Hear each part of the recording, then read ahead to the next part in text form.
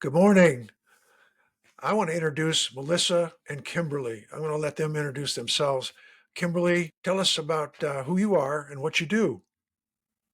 My name is Kimberly. I'm a dispatcher with Palm Beach County Fire Rescue.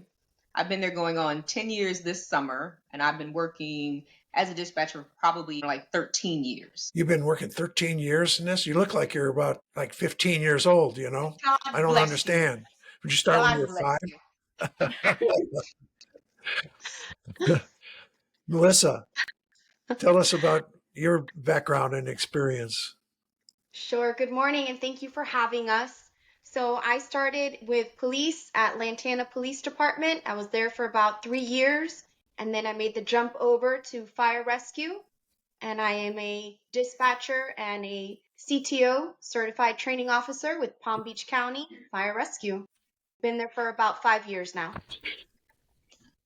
Five. I'll let you decide who wants to answer this, but tell us a little bit about 911, how it works. Who wants to take that one? You want to? So, I'll start it off. So, sure. So, everyone has this idea of how 911 starts or how it is. It's nothing like the movies. We could start with that. Initially, when you initiate that call to 911, it's going to go to the closest police department, and that's called a PSAP. A public safety answering point is a PSAP. So it's going to go to the closest PSAP, which is usually always a police department. That first call taker that takes that is going to get your information, and they're going to determine what resources they're going to use and if it needs police, fire, or medical. So the 911 call always goes to police first. They're going to get the information, Oh, and then they're going to send it over to fire rescue, and then that's when we get the call. so let me see if I got this right. 911 has got little different components in it. You've got a police component and a fire rescue, which handles also medical issues. And is there anybody else in there involved in that? No, with police, you have to consider Florida Highway Patrol. You have to consider Coast Guard. You have to consider all the other agencies. But it's going to always, when you call 911, that initial 911 call is going to go to the nearest police department. They're going to obtain the information, and they're going to determine, with the information that's provided, if we need to start fire and rescue. You've done the police side before, haven't you? Correct. Well, both of you have, haven't you? Both of you have done police dispatch. Just so I understand it now, is it true that when someone calls 911, you've got like a caller ID that shows the location of where they're at? Is that accurate? That is accurate depending a lot on the phone that you have. So sometimes depending on the Ah, generation of the phone that you have, it will give us an approximate of where you are. So if you're calling from your cell phone, it can be anywhere from say 10 yards to 500 yards. So if you were calling from an apartment complex or the mall, it would be still very difficult for us to find you because it's just a dense area, as opposed to calling from your house. That's a landline, that's a specific address that's attached to that number. We know exactly where you are. As opposed to you calling from the middle of a field, there's very few places you could be. But if you were calling us from, say, the fairgrounds, you could be anywhere still. Right. And James, and I'd like to oh, add, when you call, we do see your phone number, but we don't necessarily see the name that's attached to that phone number. It might just say T-Mobile or Verizon. that answers a lot of questions I had because I guess that could be a problem. For example, someone sees something. Let me use an example. Somebody gets hit by a car on a bicycle and they are not, the caller calls you, but they don't really know the exact address of where they're at. Does that happen a lot? Every day. Every day. How do you handle that? How do you find out where to go, where to send somebody? Well, lots of times that's done by asking people, tell me what you see. So you have to ask them about their surroundings, asking you about major roadways. And if you see someone who's gotten hit by a vehicle, 9 times out of 10, you're not the only person that saw this. Everybody in that area is now calling. That being said, you'd be surprised how many Ah, people don't know where they are, don't know what direction is oh, east from west. So it's kind of, you have to pull that right. information out, asking about your surroundings. Very good. You've got several different people manning the telephone lines, the incoming. So you might have 10 people calling on the same incident within minutes. Is that correct? Yeah. How do you coordinate that between you? It really has to do a lot with just get the name, the phone number, the location, identifying, okay, they're calling about the same incident, trying to obtain as much new information that you can, and then moving on. If they are not the actual patient or the person in the vehicle, if they're not truly involved, try to get that pertinent information and then hang up and let it go. Because we're looking for that patient, we're looking for the driver caller. Once we have those people on the phone, that's the most important, so that we can try to get, the correct help allocated to them and start giving them actual pre-arrival directions on like stopping the bleed and stuff like that. Very interesting. As you well know, my background is in law enforcement, and I must tell you that I have the utmost respect for what you do. And many times, actually, I felt that you guys had my life in your hands because what I needed out there, you were my lifeline to get me help or get me what I needed. Funny story, real quick. When my first day on the job driving my own police car, I got an assignment of a personal injury accident on a major highway. I'm a rookie and I've got my new police car and I'm just like on cloud nine. I can turn on my siren now and I can go through traffic. And I rolled up on this terrible accident and there's got one car's on fire. I got telephone lines or electric lines down on another car and it's full of people, little kids, people laying in the street. And you know what I thought that for a second there? I said, somebody needs to call the police. That's what I actually thought. It's like, then it dawned on me, I am the police. This is mine. And it's just an incredible feeling that comes over you when you got all that weight and that pressure on you. And you guys deal with that every day, all day. That's amazing to me.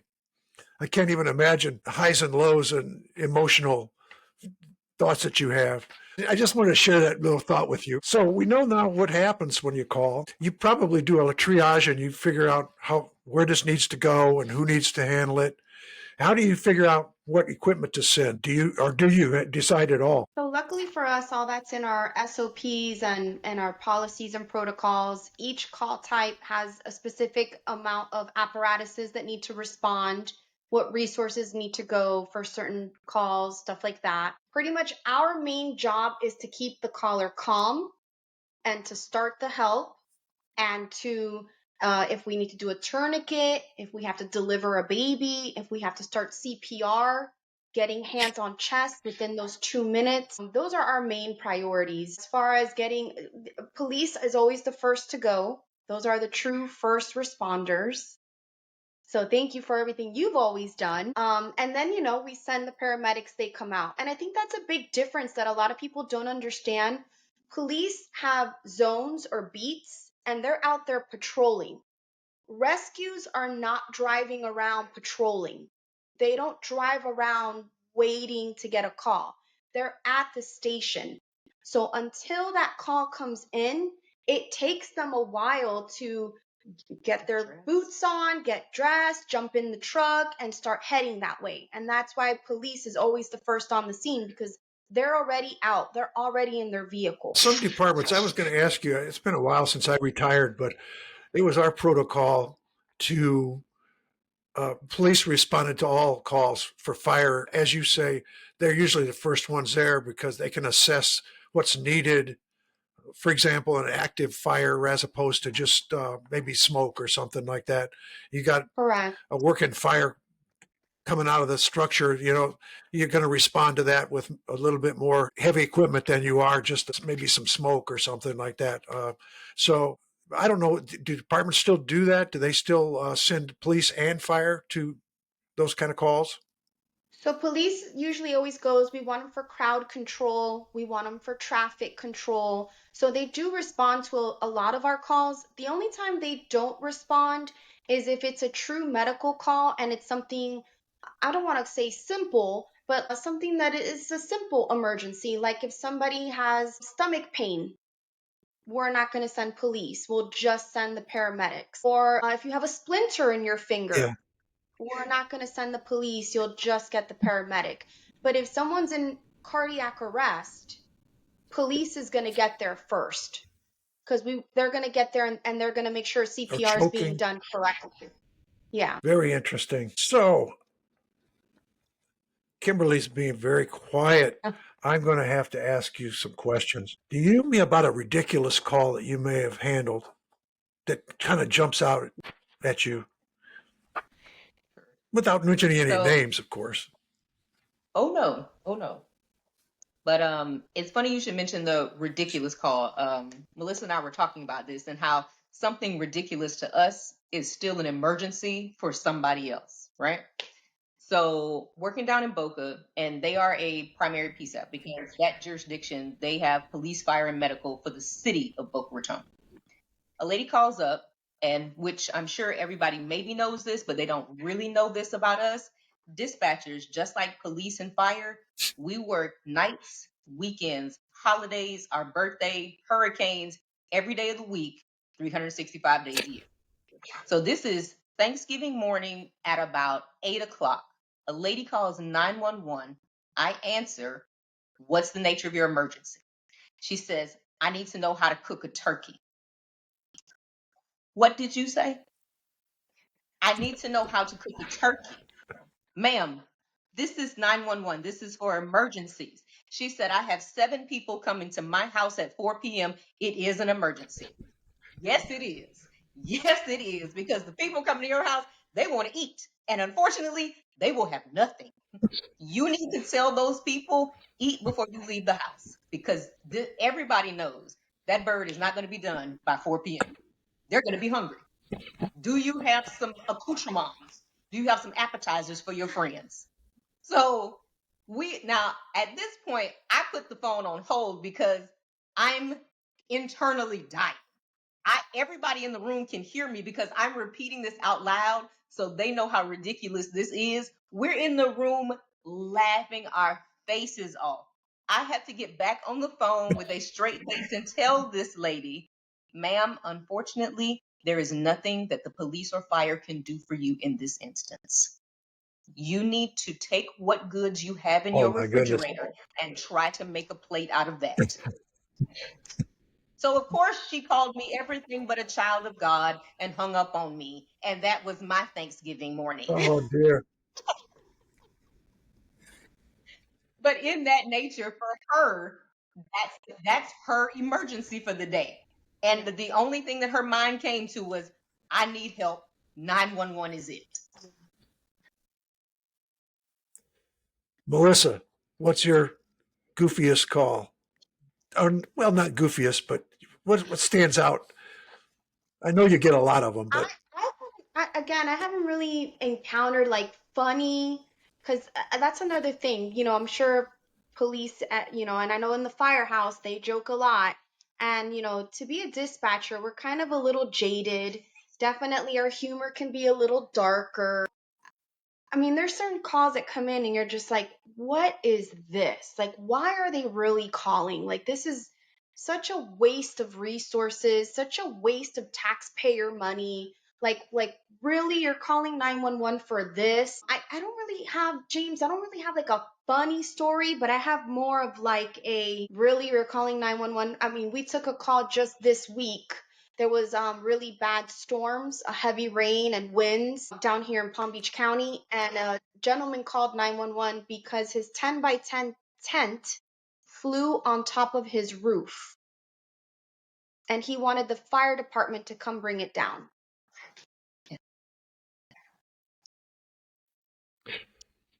That's pretty good. That's good. I mean, it's like, Have that's you? just like, you have to get permission for those kind of calls because that's not a regular kind of call. Like, are we going to get approval, to send someone out for that? So, and that's the same as like, the cat in the car engine or the ducks in the drain. People have the misconception, and if there's a cat in the tree, you call 911 and the fire department's going to come get it. But let me ask you this, James. When was the last time you saw a cat skeleton in a tree? Never. Usually they come down by themselves, from my They do. experience, because I've had those calls Yeah. myself. If you And just put Always. some they food usually, if you down, get hungry enough, they come back. yeah, Yeah. you put the food down, the cat will come down. But, there's this misconception that you just call the fire department to get the cat out of the tree. And to those people, I say, there's other resources. Animal care and control would be one of those resources instead of calling 911. All right, Kimberly, I'm coming back to you again. What what kind of call uh, causes you the most stress? I know that's a hard question to answer. Maybe you don't even want to answer it, but going back on my experience, I have watched people that do what you do. They absorb the panic and the terror that the people are calling you. They're screaming, they're crying, they're hysterical. And somehow you guys take that caller and you decompress it and you talk into like a airline pilot to whoever you're going to dispatch, and you say, here's what we got. And you do it in such a way that the panic and the terror doesn't get transmitted like you received it. How do you do that? The only thing I could say to that is it's grace, right? So understanding that the person that has called me, this is the emergency that they're having. It's not going to be helpful for me to exacerbate the situation. So what I have to do, what we all have to do, is piece this thing apart. There's certain information that I need to get. So if I have to call you by your name, if I have to raise my voice at some point, but I have to get your attention. And I have told people truly on the phone. I remember specifically one lady called, and I was just out of training, and her 3-week-old baby wasn't breathing. And in that moment, there are certain calls that, and Melissa will tell you, there are certain calls that we take that are simply routine. That uninjured fall, that fire alarm, that car accident in a parking lot. This is a routine call that we get all day, every day. You know the questions, you know what this is going to be like. But someone calling saying their 3-week-old baby isn't breathing, we don't get that call every day.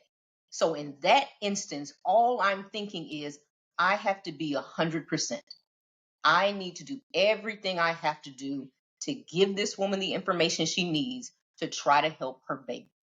So all I'm thinking is I have to be 100%. And I can tell that she is terrified.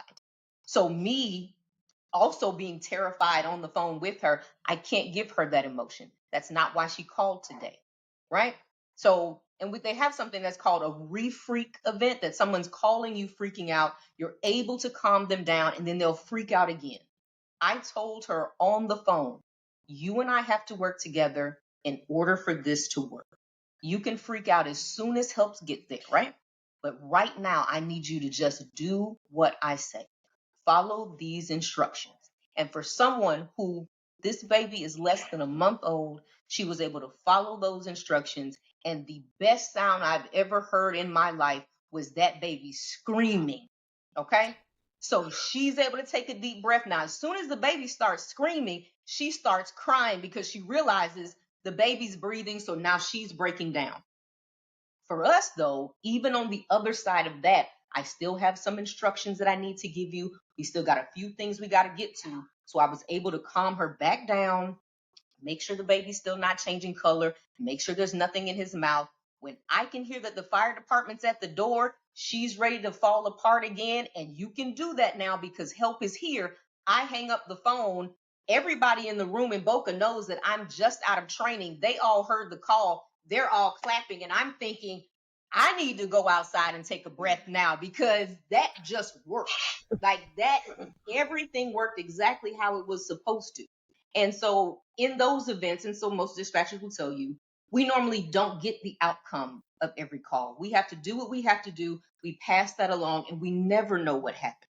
But in this instance, to know that that worked, she did what she was supposed to do. The instructions worked, the training worked. Those are great days. That's a great story. Kimberly, that is a great story. Thank you. Wow. But you do this every day. I mean, these are the kind of stories you're you're the hero ones that people don't know about. I know about you. I know not you, but I know about what you do, and I appreciate it so much, and that's why I was so encouraged to hear that you wanted to come on the podcast. What a great story. Well, Melissa, what do you have? Do you have a highlight reel for us? I definitely have, and it's interesting because for me, it's when I was in the police department that it's a call that forever will stick with me. It was around Christmas time, and there's a very affluent area in Palm Beach County that's called Manalapan. And these are multi-million dollar homes, water, beautiful, beautiful area. And in the middle of the night, I take this call. And when you initially take a phone call, they're either screaming like a gut curling scream where you know, like, wow, this is going to be bad. Or it's like the opposite where they're really calm and quiet and you're like, oh my God, this is going to be even worse. And that's exactly what it was for me. I had a female that was so calm, and the way she spoke, my stomach just dropped. And her home had been burglarized. It was a home invasion. They had tied her up, put her in the bathroom, and just stole everything. All the presents under the tree, the TVs off the wall, jewelry, her handgun, her husband's stuff, everything was gone. And then they beat her up and they stole her Lexus. And the way that she was speaking, it was just terrifying. She couldn't tell me how many men were there or what they looked like. They all had masks on. She was severely injured. I got the units there as fast as possible. But it was just one of those calls that will forever, forever just stick with me because your brain just starts picturing and you just start inventing, like, what's happening. You can almost see the house in your brain, even though you've never been there. You don't know this person. You kind of just start creating these images. That was a call that kind of stuck with me for a while. Luckily, we did get a positive outcome. um, we were able to apprehend the people that did it to her. We were able to find her vehicle, stuff like that. She ended up coming to the police department. I did get to meet her, which was excellent. That's always rewarding. And she was just very, happy that we were both so calm and I was able to get all the units there in a timely manner. So those calls like that are always very, very validating, and it feels good when you can truly help someone in the worst moment possible. I'm always amazed when I received one of those hot call, and I could tell by the tenor of the dispatcher's voice how serious it was, but they still are very calm. Somebody will call them screaming and terrified, and they'll tone it down, and when they dispatch it to me, it's like, hey, we have a robbery in progress, shots fired, very calm. And that's not how it came in. It came in with panic and terror, and somehow or another they decompress that, and it doesn't get transmitted to me that way, but my adrenaline starts going. And the minute I hear shots fired, it's like, okay, here we go. Yeah. It's game on. But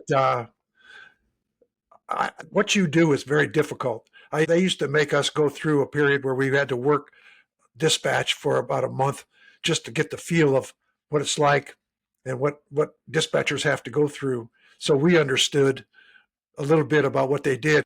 It's a really hard job because sometimes you're coordinating, for example, a high speed chase. And you know what I'm talking about here. You might have 15 cars involved and they're all trying to talk at the same time. And you're trying to pass information along and telling people, shut up. It's like you're at the epicenter of this. Everybody's kind of waiting for you. It's an incredible job that you do, and I have so much respect for what you do. And my wish is that we let a lot of people know about the credit you should have and the recognition that you should have for doing this. I'm fascinated by how the mechanics of how you work. A little bit more about this protocol for emergencies like childbirth. Do you have that very often? Like somebody, I'm having a baby, or I have nobody here to help me. What do I I do? haven't delivered a baby yet, but Kim has. So I'll let you, she'll tell you her story. I have actually, working at Palm Beach County, have delivered 3 babies, and they were all boys. And in that moment, the people who are calling for help, you would be surprised. As freaked out as they want to know exactly what to do. So everybody is very attentive when it's time to have a baby. So I can remember 2 of them specifically. One was a husband and wife, and the husband was the best cheerleader I have ever heard in my life. As soon as the wife is doing something, he's like, "You're doing great, babe." And I'm thinking, "You have watched a lot of TV, sir. You're doing this right. This is amazing." And the instructions, again, they're very straightforward. How to have a baby. Everybody has read this card. We all know the things that we have to do. And in your head, as a dispatcher, we're always picturing, I hope they're doing exactly what I'm saying. Because all of these things, they're all come from our medical director on how we need to help people. One lady, the most recent one, was her sister and her boyfriend. They were in the car trying to get her to the hospital, and they realized they weren't going to make it. So they just pulled her over on the side of the road, and the boyfriend is outside of the car freaking out. The sister is inside the car freaking out. The mom is in the car freaking out. So I'm talking to the sister. The only thing I can tell her is, "Hey, you're about to be an aunt. I need you to lock this up. Like, whatever you're going through right now, I get it. But you got to pull it together because you're about to deliver your nephew. So let's do this." So it took them first 15 seconds are nothing but chaos because she is realizing, I'm about to deliver a baby. Yes, you are. You did not wake up realizing that you're going to deliver your nephew in a back seat. This is happening. The girl is in the back seat saying, "This can't be happening right now. I assure you, nature said it is go time. So trying to hold it in, not going to be helpful." So the sister gets in the back seat. She is crying and screaming, but doing exactly what I tell her to do. This is when people realize that this might not be the thing that you want to do. You might be completely fearful and believe that I do not have what it takes. But usually, most people, faced with the decision of, I do this and this works, or I don't do anything and we go in a completely different direction, will just pull it together long enough to say, I'm going to get this done, even though I'm terrified. She followed the instructions. She got something in the car because she was able to tell the guy who's outside screaming his face off like he's having a baby, "We need a jacket or a shirt or something." She's able to catch her nephew, baby screaming, she's screaming. Internally, I'm laughing because it's hysterical. Because people, I think, and I've talked to Melissa about this, Hollywood has conditioned people about the way they think it's supposed to go, right? Because we've seen this on TV. And then faced with the reality of the situation, this is not that. You are going to see things that you didn't really want to see. They clean it up for you on TV, but this is real life. But even in all of that, her being terrified, her sister screaming, the boyfriend outside yelling, she delivered her nephew and she's crying, thanking me. I told her she did a great job. The best sound for me outside of the baby crying, I hear sirens in the background. Now y'all can freak out for real because help is here. You're going to the hospital. It's a great day.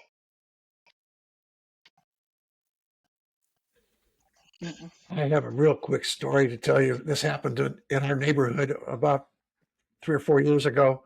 Mary got a phone call from our neighbor lady, and she says, "My husband has hurt himself real bad. I need help." Mary yelled to me, "Mike hurt himself. We need to get down there." So 3 or 4 doors away from me, I grabbed my first aid kit. I'm headed down there.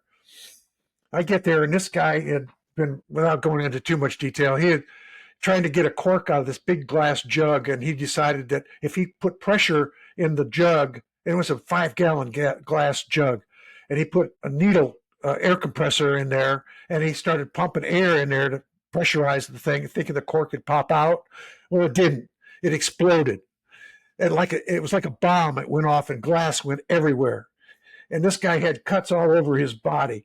I mean, he had them on his face, his neck, his legs. And they were some squirters. He was hemorrhaging, and he was going into shock. And what's the humorous part is when this happened, like most men, his wife's calling 911. She's got him on the phone, and she's trying to explain what happened, and he's yelling at her, "Don't call 911. I just get a tourniquet and put it on there. We can get to the hospital." And the 911 operator heard the word tourniquet, and she says, "Oh no, we're going." She didn't hang up. So the conversation was recorded, the whole thing, this dialogue about, no, don't call 911, don't send anybody. Well, the 911 operator says, anytime you need a tourniquet, you probably need some help. So they sent the fire department, and sure enough, they got there just shortly after I arrived there at the house. And thank God, because this guy was going into shock and he was going down fast. But they got him stabilized, and he made it. But that was my 911 recent story, that the operator said, listening to this dialogue, like most men, I don't need an ambulance. I can walk, Yeah, right. So that's my little story from just right here in the neighborhood. I can't imagine what you guys are confronted with. This is great stuff. I just enjoy talking to you about this stuff. What else did we talk about? We talked about stress. How do you decompress? Who wants that one? Well, for me, a lot of times, like we all have our hobbies, things that we do that kind of take your mind away from something, right? So you can just kind of focus your purpose on something else. So I like to read. I also like to crochet.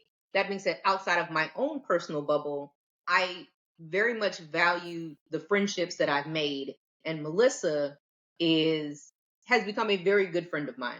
And she's very much a decompression for me because she is able to laugh at herself. She can make a joke about anything, and it's almost like taking the lid off of a pot, right? We can just let some of the steam out. She is that person for me. So thank you. Oh, Awesome. I love you too. That's beautiful.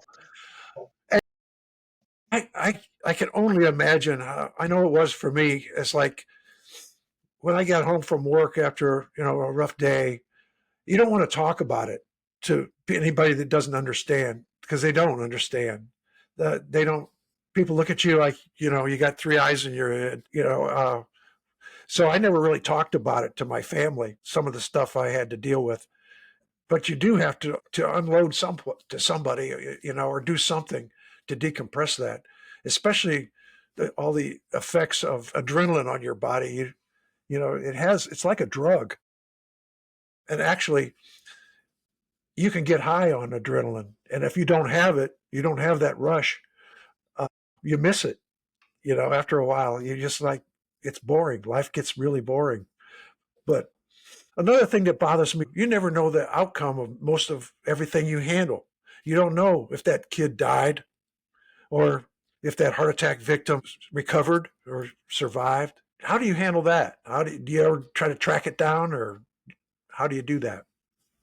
So we don't get closure, James. That's the reality of it. There's no closure. We never really know the end of the story unless a deputy calls in or an EMS captain will call us and say, "Hey, good job. By the way, we did able to resuscitate that child, or hey, when they call us, hey, we got him to the hospital, and we were able to put the Lucas machine on them and get his heartbeat beating again. So unless one of the units actually call us, there's no real way for us to know what the outcome is of the patient.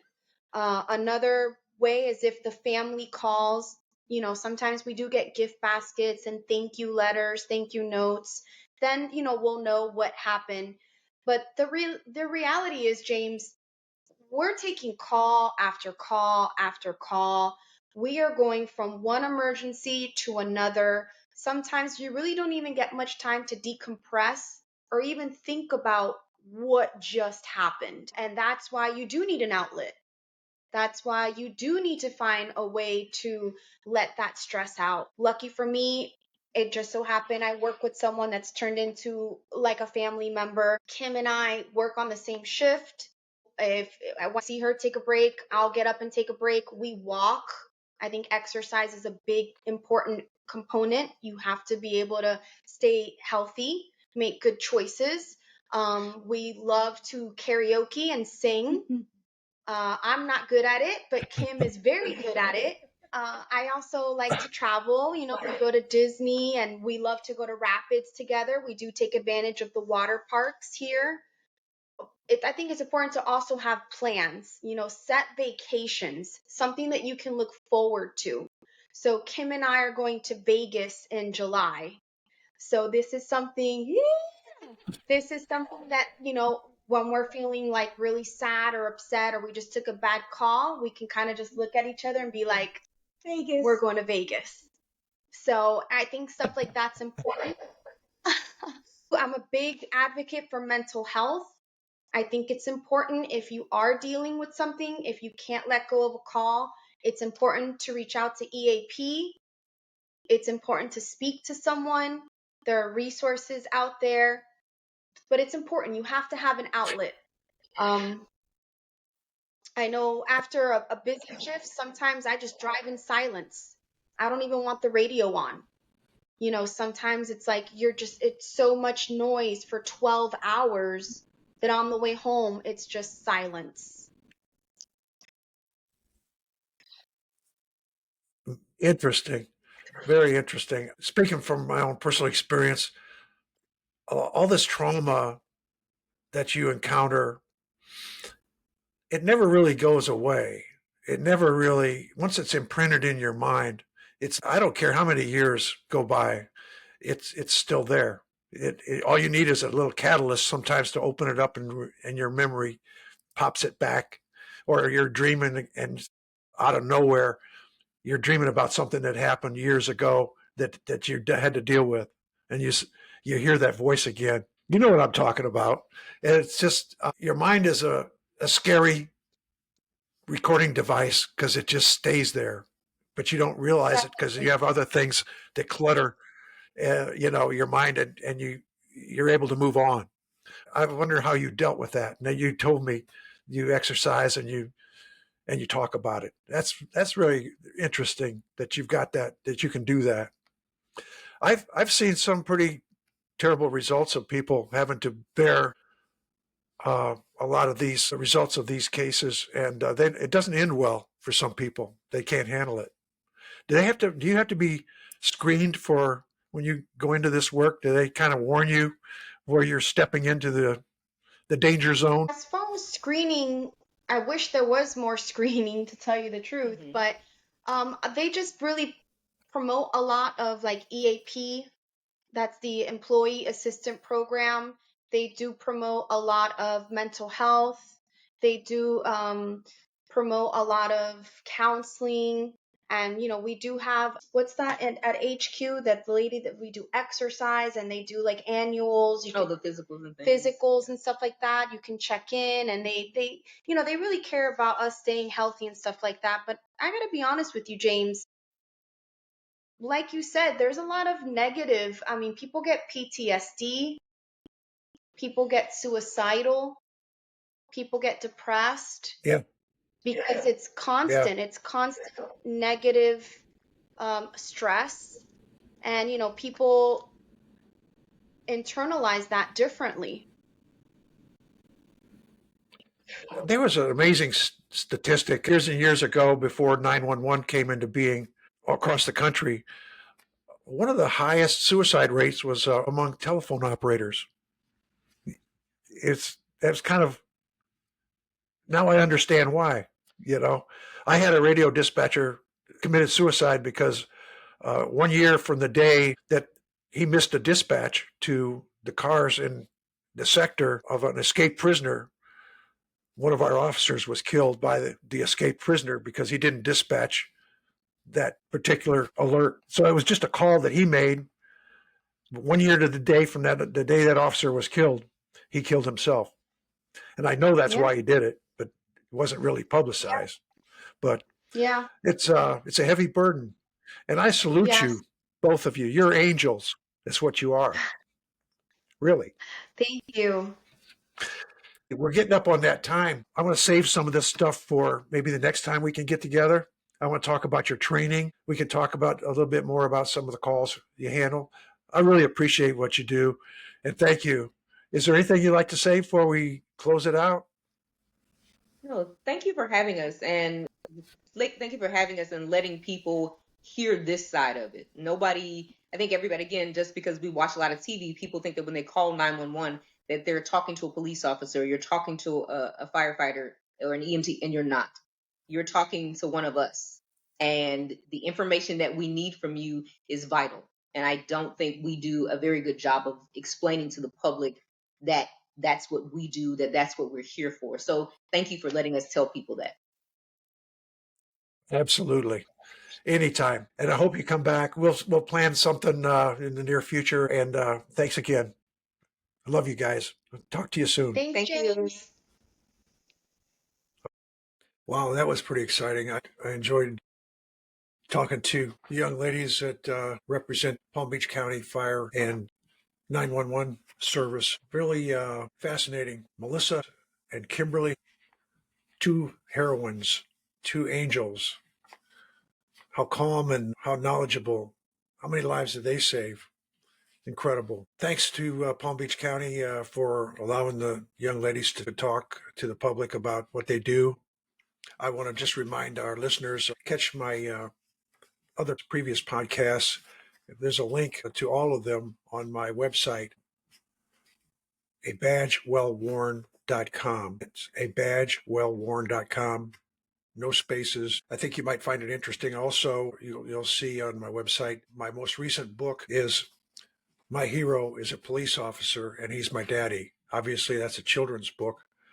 We just brought that one out, and it's being distributed amongst quite a few law enforcement agencies to do an outreach program for children in their communities, talking about how the police are there to protect and to be there for people when they need them. The stigma sometimes attaches to the police officers and children that there's somebody to be feared and maybe avoided.